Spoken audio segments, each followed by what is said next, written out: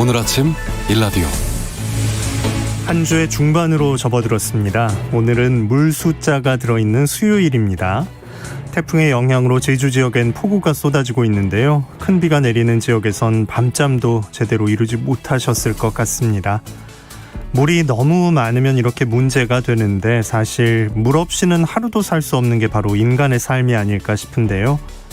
물은 우리에게 많은 가르침을 주기도 합니다. 낮은 곳으로 흐르는 겸손, 막히면 돌아가는 지혜, 어떤 그릇에도 담기는 융통성, 바위도 뚫는 인내와 끈기, 장엄한 폭포처럼 투신하는 용기, 유유히 흘러 바다를 이루는 대의까지 삶의 지혜가 담긴 물의 훌륭한 덕목들, 오늘 수요일에 한번 되새겨 보시고요. 다가오는 태풍에도 물이 더 이상 성내지 않기를 바라봅니다. 9월 15일 수요일 오늘 아침 일라디오 출발합니다. 저는 아나운서 김재홍입니다.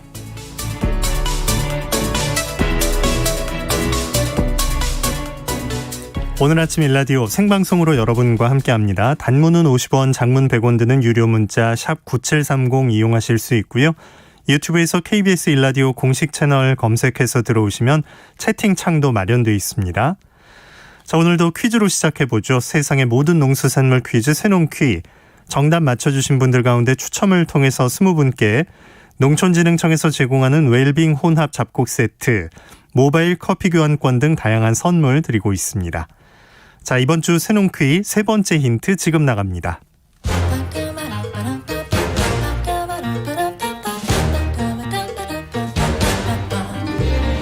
우리 땅, 우리 바다에서 자란 맛있고 건강한 우리 농수산물을 알아맞히는 세상의 모든 농수산물 퀴즈 새농퀴. 안녕하세요, 퀴즈 내는 성우 송교원입니다. 우리는 이것에 콩이나 파트를 넣기도 하고 보리, 감자, 호박 등을 섞어 삼시세끼 먹습니다. 이뿐만이 아니죠. 발효 과정을 거치면 탁주, 약주, 소주로 즐길 수도 있고요. 엿기름으로 삭혀 명절에 먹는 식혜와 엿을 만들기도 하고 또 탁추 밑으로 증편까지 맛볼 수도 있습니다. 쪄서 말린 휴대용 비상식품도 되고요. 약밥, 죽, 떡, 미숫가루까지. 먹고 싶다. 요즘 코로나 시대, 친구, 가족들과 밥 한번 제대로 먹기 힘들죠? 우리 코로나 끝나면 꼭 밥 한번 먹어요. 정답 아시는 분들은 단문 50원, 장문 100원이 되는 유료 문자 샵 9730으로 보내주세요. 20분께 행운의 선물을 드리겠습니다.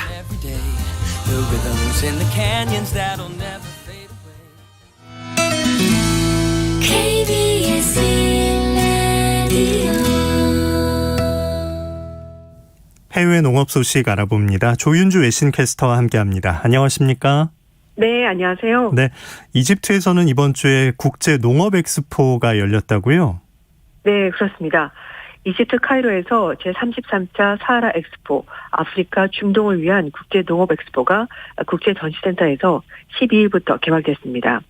이번 행사는 이집트 문화부와 토지개발부 주최로 진행이 되는 거고요. 나흘 동안 열린다고 합니다.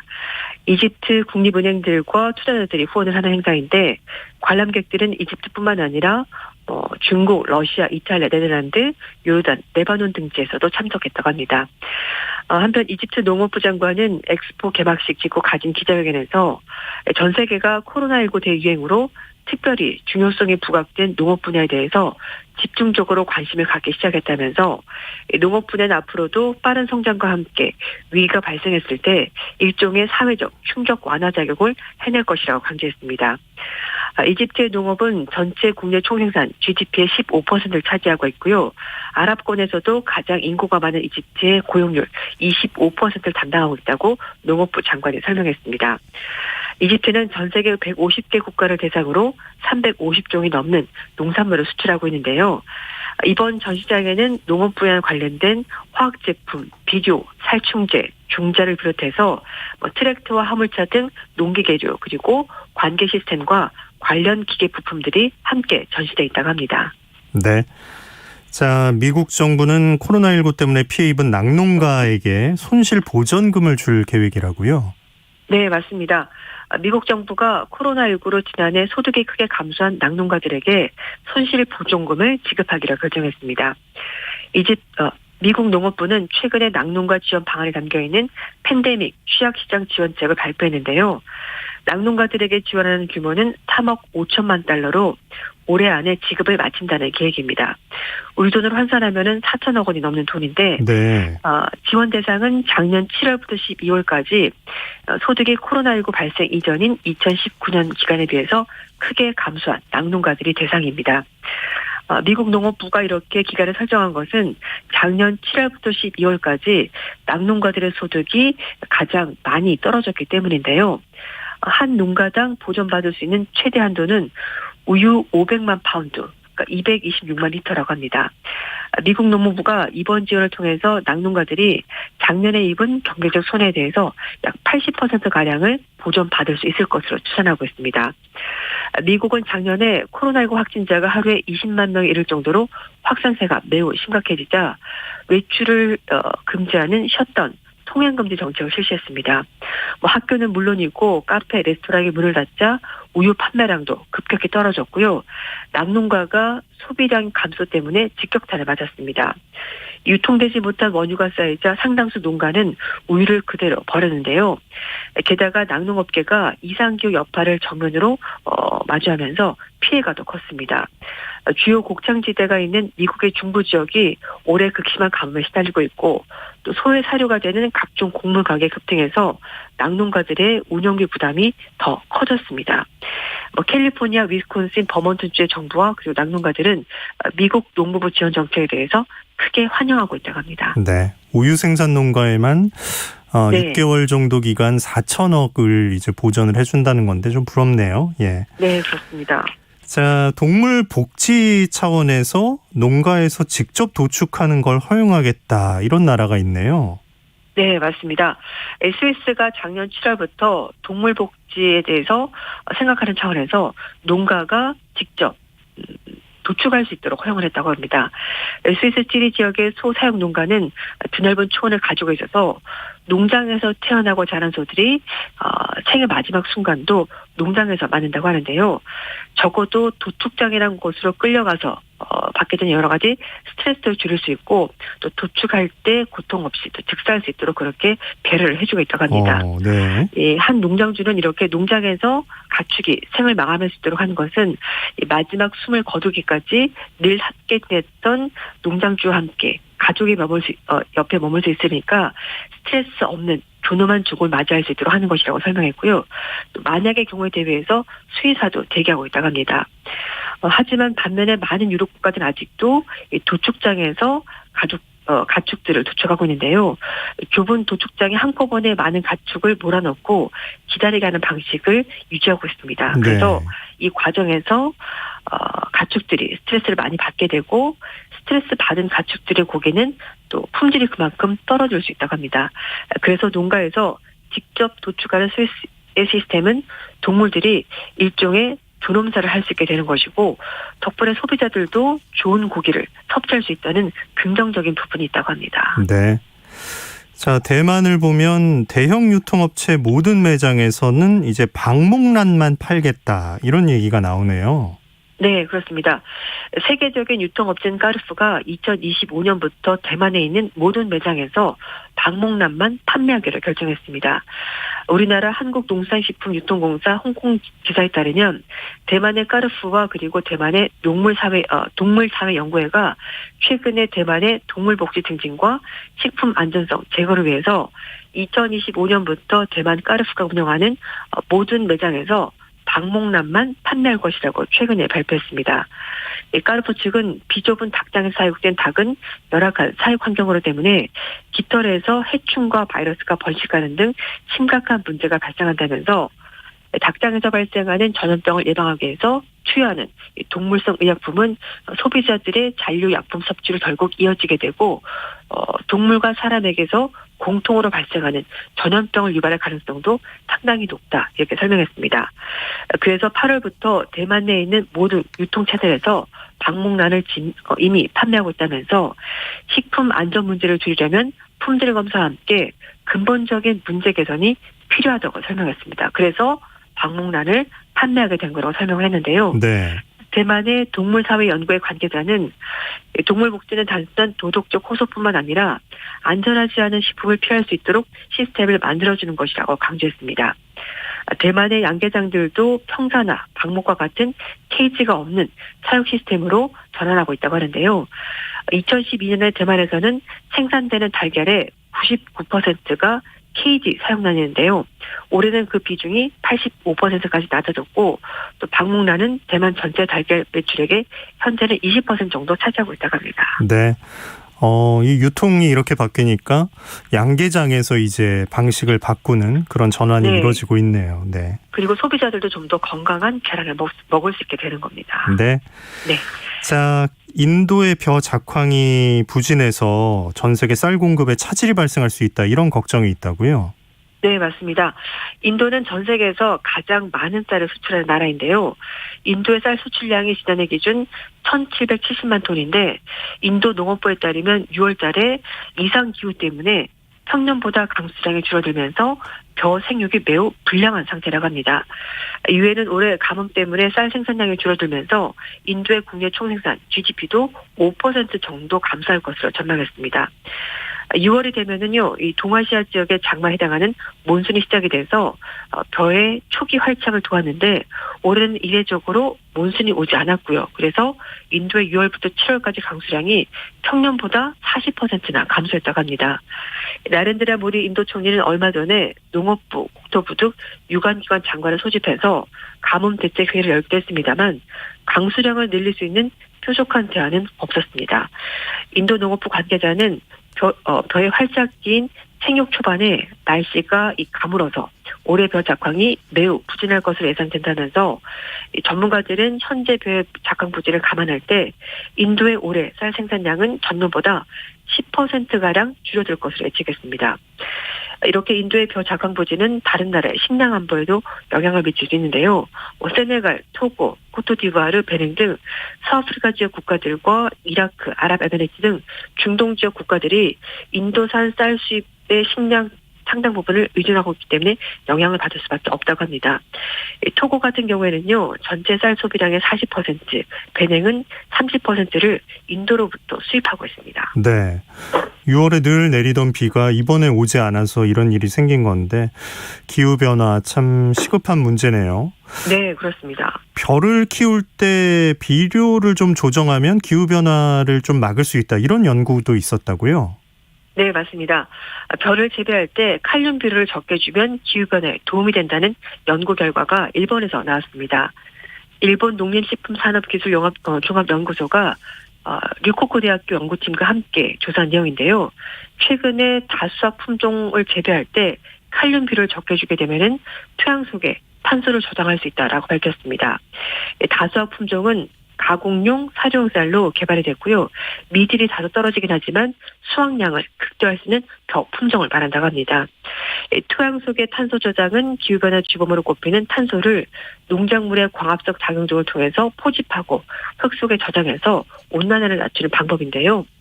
연구팀은 칼륨비를 적게 주면 이 같은 토양의 특성을 극대화할 수 있다고 설명했습니다. 지난 11년 동안 호코리쿠, 리스프타 이런 일본의 대표적인 다수학 품종을 대상으로 칼륨 비료 억제 재배 시험을 진행을 해봤는데요. 네. 연구팀은 일반적으로 칼륨 비료 12당의 절반인 3.6kg만 시비를 하게 되자 다수학 벼의 뿌리가 흙 속에 광물을 분해해서 칼륨, 규산, 알루민 등을 만들어내서 이 가운데 칼륨 규산을 흡수했다고 합니다. 이렇게 되면서 이 과정에 생산된 알루미늄은 대기 중 탄소와 결합해서 쉽게 분해되지 않은 난분해선 탄소를 토양 속에 고정을 시켰다고 합니다. 시험 결과에 따르면 11년 동안 재배지에 축적된 난분해성 탄소의 양이 76.3kg에 달했다고 하는데요. 반면에 칼륨 비료를 충분히 시비하지 않으면 고시가리 같은 이런 재배한 대주군에서는 탄소가 축적되지 않았다고 합니다. 연구 과정에서 이 칼륨 비료 시비 억제를 통해서 난분해성 탄소의 토양 축적을 인위적으로 축적할 수 있는 가능성이 발견됐다면서 새로운 지구 온난화 대체 기술 개발로 이어질 수 있다고 연구팀이 설명했습니다. 연구팀은 앞으로 광물 속의 칼륨, 규산을 이용하는 능력이 벼 품종에 따라서 달라지는지, 퇴비 등의 사용이 남분해성 탄소 축적량을 더 증가시킬 수 있는 추가적인 검토가 필요하다, 이렇게 설명했다고 합니다. 땅 속에 탄소를 가둔다는 게 이런 방식이었군요. 예. 네, 맞습니다. 10년간의 연구로 이 정도 나왔으니까 앞으로 좀 더 기대해 볼 만한 것 같습니다. 예. 네. 자, 영국에선 그 노동자들이 코로나19 때문에 좀 떠나 있었는데 그 사람들이 돌아오지 않아서 일손 부족으로 지금 양돈업계 쪽이 비상이라고요? 네, 맞습니다.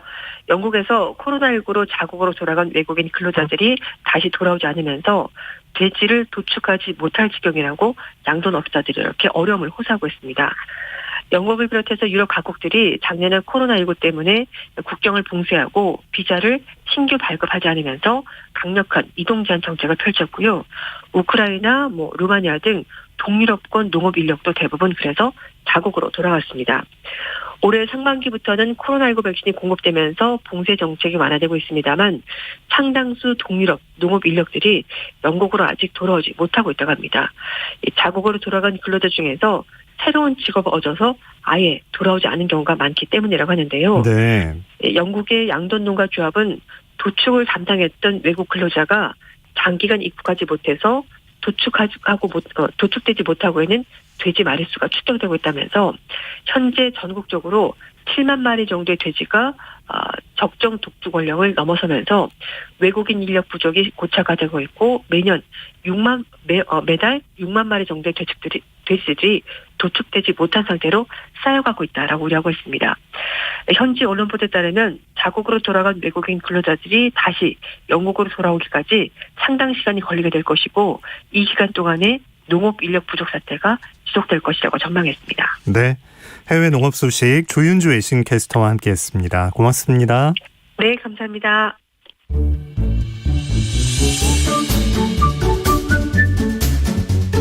아침을 여는 기분 좋은 습관. KBS 오늘 아침 1라디오. 세금 참 불편한 얘기긴 한데요. 환경과 건강을 위한 세금이라면 어떤 생각이 드시는지요? 오늘 지구를 지켜라 고기세에 대한 얘기 나눠보겠습니다. 한겨레 신문 남종영 기자 전화 연결돼 있습니다. 안녕하십니까? 네, 안녕하세요. 네, 고기세. 참 이름도 특이한데 도대체 어떤 세금인 건가요?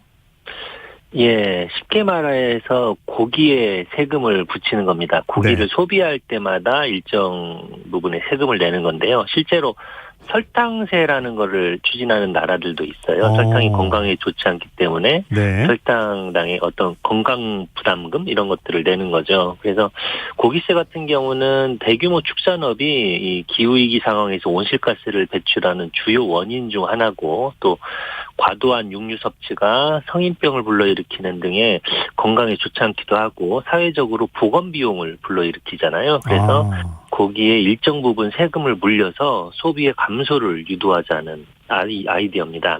예. 아직 전 세계 나라에서 시행된 곳은 없지만 최근 2, 3년 사이에 관련 보고서가 나오고 일부 나라 의회에서 논의가 되는 등 집중적으로 조명을 받고 있습니다. 네.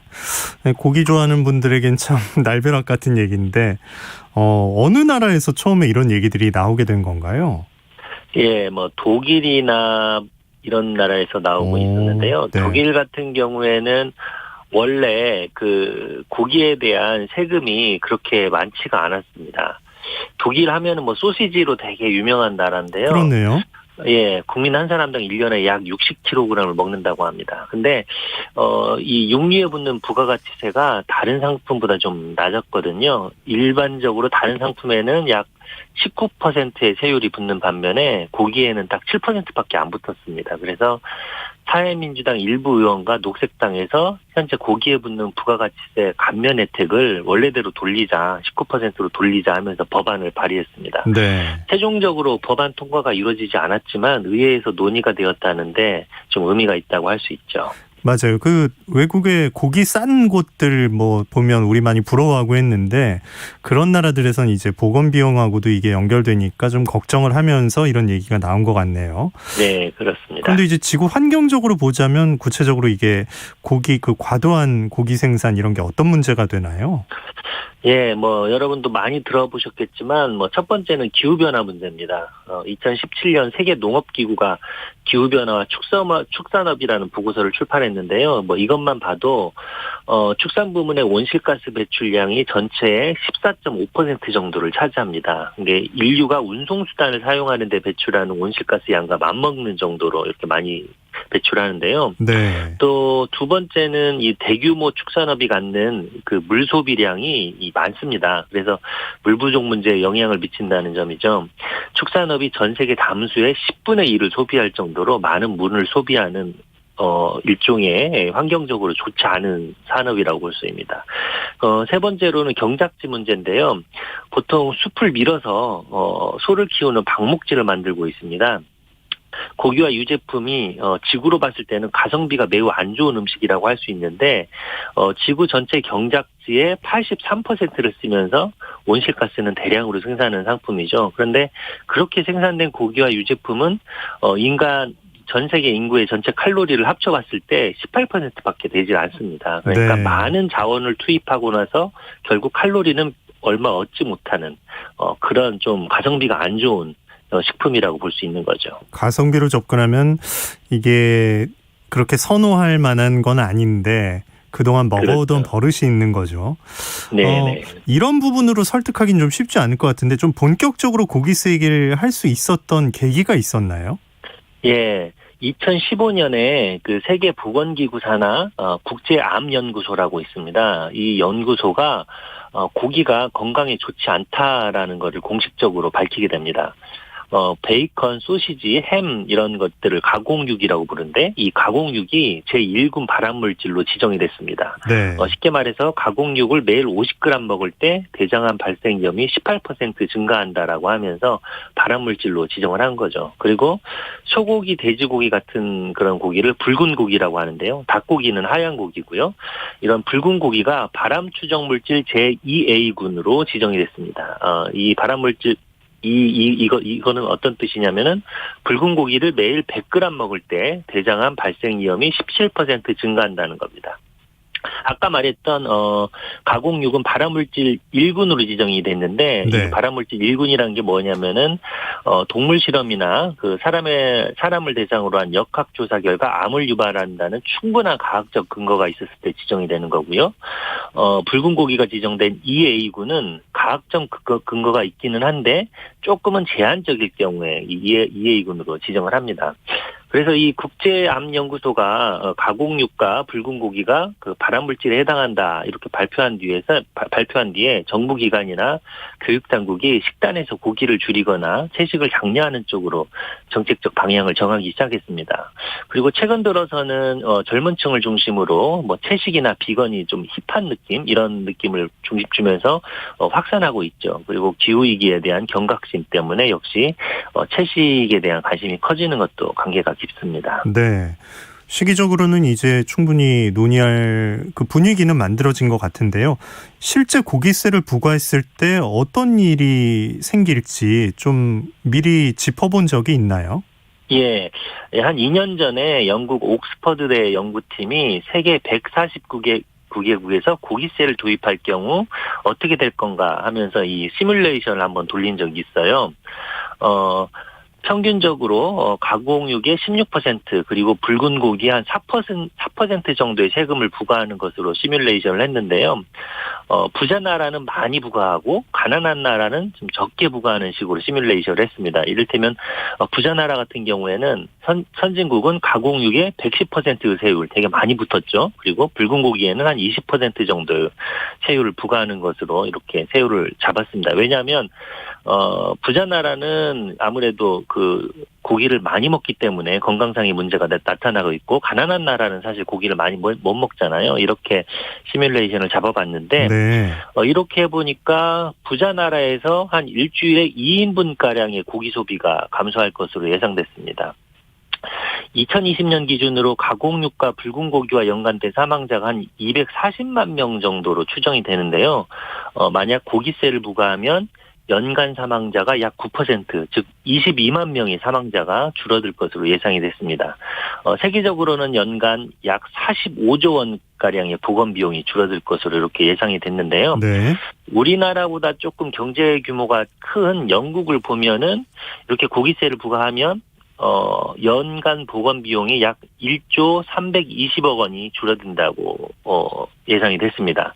그러니까 우리나라도 한 1조 정도 줄어든다고 보면 될 것 같습니다. 야, 이게 아무래도 뭐 북미, 남미보다는 유럽 쪽에서 지금 관련해서 논의 중이다 이렇게 보면 될까요? 예, 주로 유럽 중심으로 지금 논의가 시작됐다고 보면 될 것 같습니다. 예. 참 영국에서 이걸 조사했는데 그 영국의 대학교에서는 캠페인도 지금 하고 있다고요? 예, 그 2015년 국제암연구소에서 이 발표가 있는 뒤에 이제 영국 대학교 중심으로 이런 그 고기를 소비를 제한하는 어떤 흐름이 이어지고 있는데요. 대표적인 대학교가 캠브리지대입니다. 캠브리지대는 2016년에 붉은 고기 추방 정책을 발표를 했는데요. 식당과 카페 그리고 각종 행사에서 붉은 고기를 아예 내놓지 못하도록 했습니다. 그래서 이렇게 함으로써 음식 1kg당 탄소 배출량을 33% 줄이게 됐다. 뭐 이렇게 발표를 했고, 런던대 골드스미스 칼리지는 소고기를 이용한 요리를 아예 중단을 하고 또 플라스틱 병에 담긴 생수에는 10페니를 좀 추가 부과해서 이렇게 받는 정책도 시행을 하고 있습니다. 그 영국 대학 전체적으로 보면 약 31%에 이르는 44개 대학이 채식 식당이나 카페를 만들어서 채식하는 사람들의 선택권을 보장하고 채식을 장려하는 정책을 펴고 있다고 합니다. 그리고 좀 프랑스 같은 경우에는 리옹시가 최근에 좀 유명해졌는데요.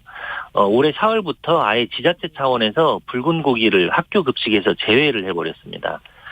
표면적인 이유로는 그 코로나19 방역 때문에 좀 인력이나 이런 것들 사회적 거리두기 차원에서 좀 효율화를 위해서 그리고 급식 메뉴를 단일화를 해야 되겠다 하면서 이제 가민성이나 알레르기가 좀 고기에 있는 경우가 많으니까 아예 여기서 고기를 제외한 겁니다.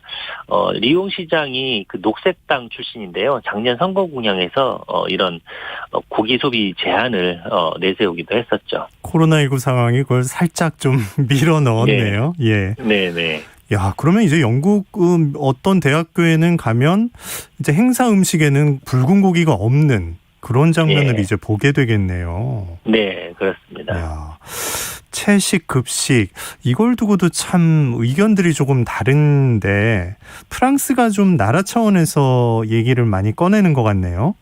네, 그렇습니다. 최근에 그 프랑스가 이 채식급식을 두고서 이제 논쟁이 붙어 있습니다. 진보와 보수 사이에도 어떤 논쟁이 있고, 그리고 농민단체에서도 여기에 대해서 이제 반대하는 흐름이 이어지고 있는데요. 그 문제가 뭐냐면 지금 프랑스가 그 코로나19 이후에 기후위기 대응 법안을 만들고 있습니다. 그래서 프랑스 의회 특별위원회가 이렇게 설치되어서 여러 단체 의견을 들으면서 이 기후위기 대응 법안 초안을 만들고 있는데요. 이 법안에 학교 급식의 채식 선택권을 넣느냐 마느냐를 두고 이제 논쟁이 벌어지고 있습니다. 시민단체에서는 2022년부터 채식 선택권을 주는 방안을 넣어야 된다고 이렇게 주장을 하고 있습니다. 말하자면 학교에서 그 급식이 나오면 1번은 일반적인 식사, 2번은 채식으로 된 식사 이런 식으로 선택권을 주자는 거고요. 정부의 입장은 현재처럼 좀 자발적인 실험 형태로 각 지자체별로 혹은 학교별로 하는 형태로 유지해야 된다 이렇게 주장을 하고 있습니다.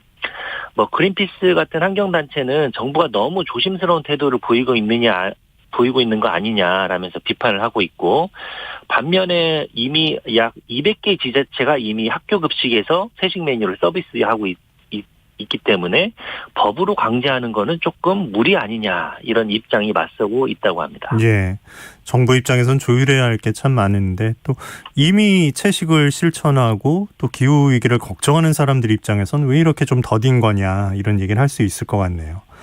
고기에 세금을 붙인다 이런 거 참 지구 환경을 걱정하는 일이긴 한데 또 개인의 기호라고 주장하면 또 할 말이 없으니까 시행하는 것도 참 어떻게 될지 좀 지켜볼 일이네요. 어떻게 보십니까? 예, 그 고기세 시뮬레이션 결과를 보면은 흥미로운 지점이 있습니다.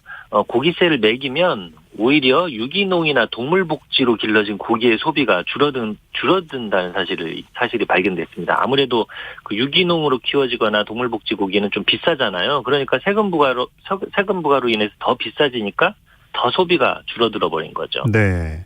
예, 개인 건강에 좋지 않은 식품에 그 세금을 매긴다는 점에서 고기세는 설탕세와 비슷합니다. 예, 고기세가 설탕세는 지금 확산 경로를 따라가고 있는데 고기세가 이런 확산이 될지 좀 주목되는 지점입니다. 설탕세 같은 경우는 이미 세계보건기구가 권고를 하기도 했고요. 노르웨이, 헝가리, 프랑스, 멕시코 등에서 시행 중이고 점차 확산 추세입니다. 반면에 고기세는 아직은 지금 논의 단계에 있습니다. 네.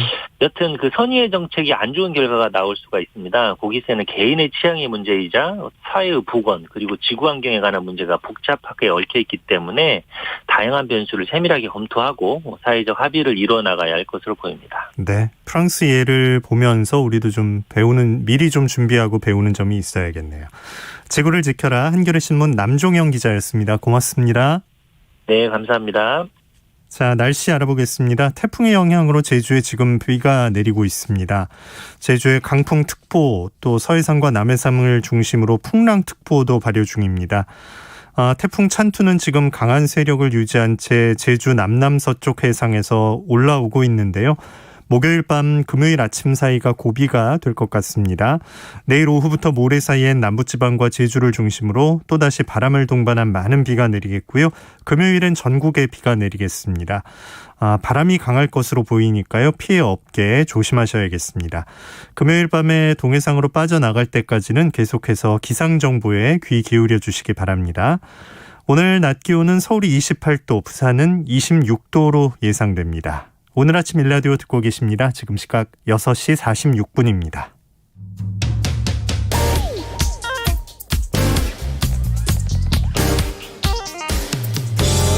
오늘 아침 뉴스 브리핑 정상근 기자와 함께합니다. 안녕하십니까?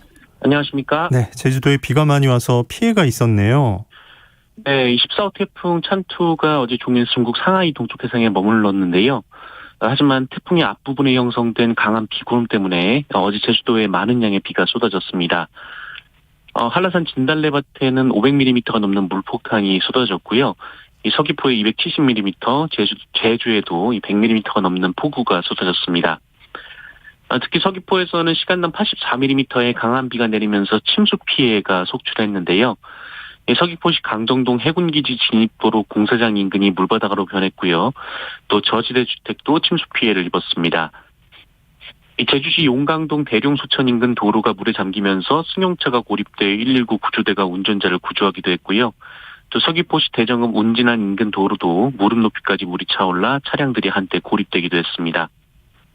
태풍 찬투는 내일 오후부터 제주에 본격적인 영향을 미칠 것으로 보이는데요. 비바람이 강하게 몰아칠 것으로 예고되는 만큼 피해가 없도록 미리 대비를 하셔야 될 것 같습니다. 네. 자, 코로나19 상황은 어떤지 알아볼까요?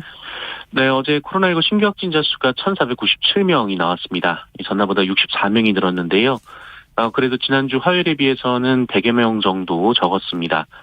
오늘은 1,900명대에서 2,000명대 확진자가 예상이 됩니다. 어제도 수도권 확진자가 전체 확진자의 75%가 넘는 등 수도권 확산세는 여전하고 또 다가오는 추석이 걱정인데요. 올해 추석 이동량은 예년보다 16% 정도 줄어들 것으로 보이지만 지난해보다는 3.5% 정도 증가를 할 것으로 예상이 됐습니다. 특히 자가용 이용이 94%에 달할 것으로 보여서 이 도로 방역이 주요해졌는데요. 정부는 이달 말까지 고속도로 휴게소 9곳에 임시 선별검사소를 운영하고 17일에서 22일까지는 휴게소 실내 취식을 금지합니다. 이동 자제를 유도하는 차원에서 추석 연휴 고속도로 통행료는 정상 부과하고요. 철도는 창가 좌석만 판매하고 버스는 창가 좌석 우선 예매, 여객선은 정원의 50% 승선을 권고했습니다. 네. 자, 국민의힘에서 고발사주 의혹을 두고 후보들 간 충돌이 있었네요. 네, 고발사주 관련 의혹이 이어지고 또 전선과 쟁점이 곳곳에 형성된 상황인데요. 윤석열 전 검찰총장 측이 이번 사건 제보자인 조성은 씨와 또 박지원 국정원장의 만남에 대해 의문을 제기하면서 이 자리에 홍준표 국민의힘 의원 측 인사가 동석했다라는 주장을 했습니다. 윤석열 전 총장 측은 제보자를 고발하면서 이 참해 인물이 동석했으며 이 사람이 특정 선거 캠프 소속이라고 명시했습니다. 하지만 홍준표 의원은 자신의 SNS에 거짓 소문이나 퍼뜨리고 있다며 참 잘못 배운 못된 정치 행태라고 비판했습니다. 이 조성은 씨는 동석했다는 사람의 이름을 들어본 적도 없다고 했고요. 이 박지원 국정원장도 동석자 자체가 없었다라는 입장을 밝혔습니다. 네. 그 윤석열 전 검찰총장 둘러싸고서는 또 다른 의혹이 제기됐죠? 네, 어제 세계일보는 윤석열 전 검찰총장 재직 당시 대검찰청이 윤석열 전 총장의 장모 최모 씨를 둘러싼 여러 의혹에 대응하기 위해 문건을 만들었다라고 보도했습니다. 이 문건이 모두 A4 석장 분량인데요. 장모 최 씨가 연루된 4가지 사건이 있는데 이 사건의 경과가 날짜별로 기록돼 있었고 그리고 최 씨와 맞선 사건 관계인들의 이 전과 내역까지 적혀 있었습니다. 이 수사기관이 아니면 파악하기 어려운 내밀한 개인정보였다라고 하는데요. 반면 장모 최 씨에 대해서는 피해자라는 표현을 쓰기도 했는데 하지만 당시 최 씨는 이 잔고증명서 위조 혐의로 재판을 받고 있었고 또 올해 이 요양병원 불법 개설과 또 요양급여 부정수급 혐의로 1심에서 징역 3년을 선고받은 바 있습니다. 이 문건이 작성됐다는 작년 3월은 그 여러 언론에서 최 씨 관련 의혹을 잇따라 보도하던 시기이기도 했는데요.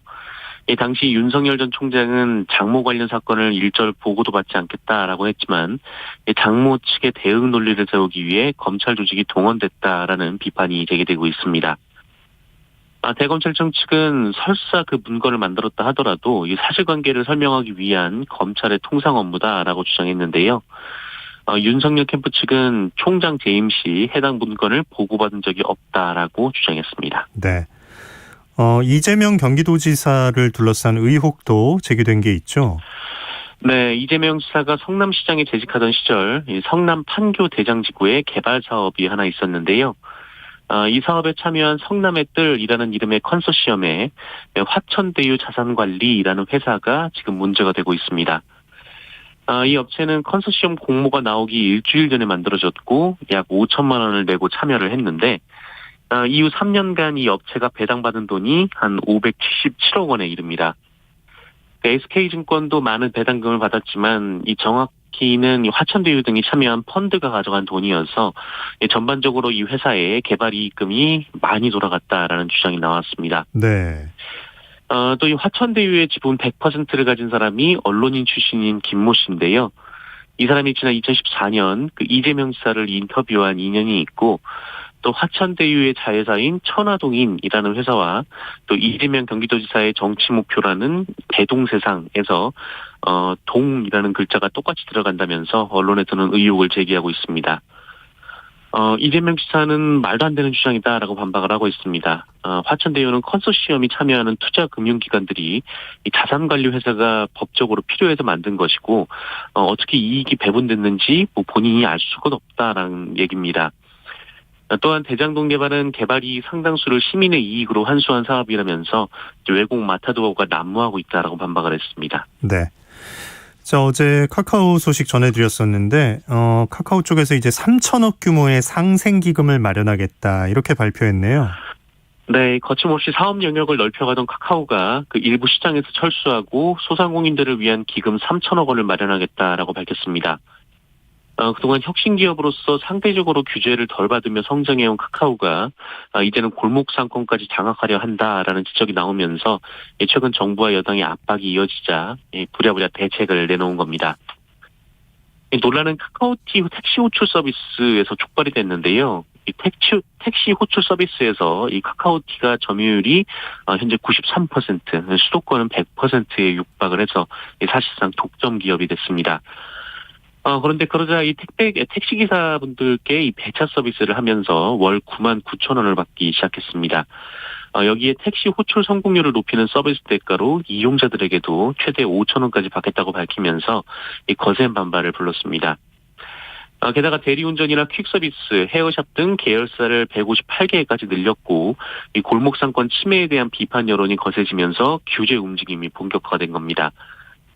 그러자 카카오는 택시기사 멤버십 가격을 9만 9천 원에서 3만 9천 원으로 인하하고 이 택시 웃돈 호출 서비스는 폐지하기로 했습니다. 또 기업 고객을 대상으로 한 꽃이나 간식, 이 샐러드 배달 중개 서비스를 점진적으로 철수하고 이 골목상권 침해 논란이 있는 계열사를 정리하는 것도 검토하겠다라고 밝혔습니다. 아울러 창업자인 김범수 의장이 지분 100%를 보유한 회사로 카카오 지배에 쓰여서 사실상 지주회사로 여겨지는 이 K큐브 홀딩스는 이 부인과 자녀 등 가족이 모두 퇴사하고 인재 양성을 위한 사회적 기업으로 전환한다라는 계획을 밝혔습니다. 네. 자, 건설 현장을 돌면서 전선을 훔친 사람이 있었네요. 네, 구리전선을 훔친 40대 남성이 경찰에 붙잡혔는데요. 혼자서 훔친 전선의 양이 확인된 것만 17톤, 무려 1억 8천만 원에 달했습니다. 이 남성은 지난 2018년 10월부터 2년 동안 대전과 충청 일대를 돌면서 구리전선을 훔쳐왔는데요. 이 공사장에서 일하며 이 구리전선이 현금화하기 쉽다는 점을 알고 범행을 저지른 것으로 보입니다. 피의자는 아직 공사 중이라 비교적 경비가 허술한 신축 공사 현장만을 노렸고 경찰의 추적을 피하려고 멀리 차를 대놓고 전동 킥보드를 이용해서 훔칠 물건을 날랐습니다. 이렇게 팔아서 생활비로 썼다라고 하는데요. 경찰은 김 씨를 검찰에 송치하는 한편 작물을 구매한 업자도 입건해서 조사하고 있습니다. 예, 뉴스브리핑 정상근 기자였습니다. 고맙습니다. 고맙습니다. 7386님, 아침 저녁 쌀쌀하네요. 창원에서 출근길에 듣다가 근무지가 바뀌어서 지금은 천안으로 출근하며 듣고 있습니다. 환절기, 감기 조심하세요 하셨네요. 4999님, 아침 기온이 선선해진 걸 보니 한가위 명절 다가오나 싶네요. 송편 생각이 벌써 납니다 하셨습니다. 자, 오늘 아침 일라디오 수요일 순서였습니다. 아나운서 김재홍이었습니다. 내일 아침에 다시 오겠습니다. 고맙습니다.